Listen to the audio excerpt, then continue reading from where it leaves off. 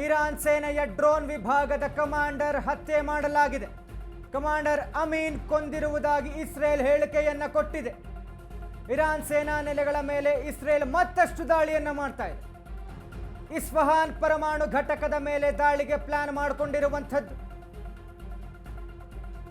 ಇರಾನ್ಗೆ ಮತ್ತಷ್ಟು ಶಾಕ್ ಕೊಡಲು ಮುಂದಾಗಿದೆ ಇಸ್ರೇಲ್. ಇರಾನ್ ಸೇನೆಯ ಡ್ರೋನ್ ವಿಭಾಗದ ಕಮಾಂಡರ್ ಅಮೀನ್ ಅವರನ್ನ ಹತ್ಯೆ ಮಾಡಿದೆ ಇಸ್ರೇಲ್. ಕಮಾಂಡರ್ ಅಮೀನ್ ಇಸ್ರೇಲ್ ಹೇಳಿಕೆ ಕೊಟ್ಟುಕೊಂಡಿದೆ. ಇರಾನ್ ಸೇನೆಯ ಡ್ರೋನ್ ವಿಭಾಗದ ಮುಖ್ಯಸ್ಥ ಕಮಾಂಡರ್ ಅಮೀನ್ ಅವರನ್ನ ಹತ್ಯೆ ಮಾಡಿರುವಂಥದ್ದು. ಅಲ್ಲಿರುವಂತಹ ನಾಗರಿಕರನ್ನ ಪರಮಾಣು ಘಟಕಗಳನ್ನು ಗುರಿಯಾಗಿಸಿಕೊಂಡು ಇನ್ನೂ ಕೂಡ ತೀವ್ರಗೊಳಿಸ್ತಾ ಇದೆ ಯುದ್ಧವನ್ನು.